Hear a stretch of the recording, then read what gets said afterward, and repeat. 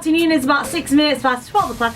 My name is Mag. Now, it is the Property Week in conjunction with the Property Kingdom Expo happening next weekend.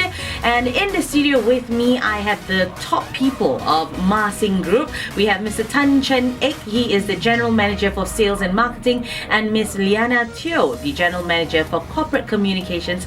Welcome to the studio. How are you all today? Great, thank you for having us. Thank you so much for making your way here. Now, we are all living in a very challenging time. Okay, in our country, everything's going up and down. Everything's going up, but nothing's coming down. Okay, and how is the industry coping with all this? Actually, it is true that this is really challenging for all the industry players. A lot of developers have actually held back launches, but we believe there will still be a need for well-located, mid-range, mass-market properties for the middle household group. Okay. Now, everybody, not just the property industry, has been impacted by the implementation of GST. It affects all industry players. Definitely. Yeah? So, despite that, Mah Sing has actually reported more than 1 billion sales for the 7 months of the year, for the first 7 months. So that means if the product is right, there will still be buyers. Yep. And also at the same time, we have a strong portfolio. We have 46 projects, and they are in various stages of planning, infancy, growth and maturity. And because we have such a variety of projects, we are still able to offer something for different buyers. Now, how do you actually decide what is in line with market demands? If you are talking about maybe 5 years ago, a lot of people were looking at high-end homes because of the supply-demand mechanics, where high-end homes was only 10% of residential supply.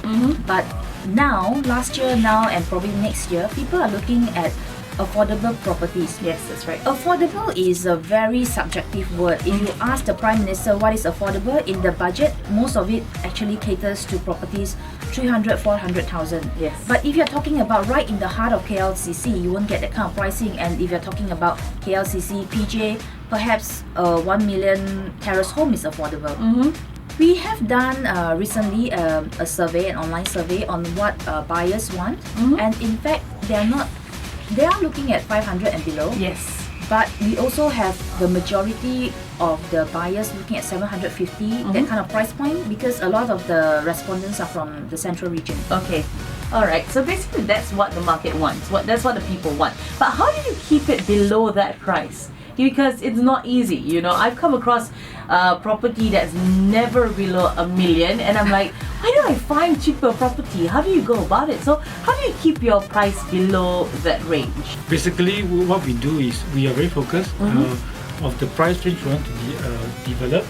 So everything we design from infrastructure, from the specification, we design to cater to ensure that our price are actually kept at that price. Okay, so you already put that price, so everything else just follows the price basically.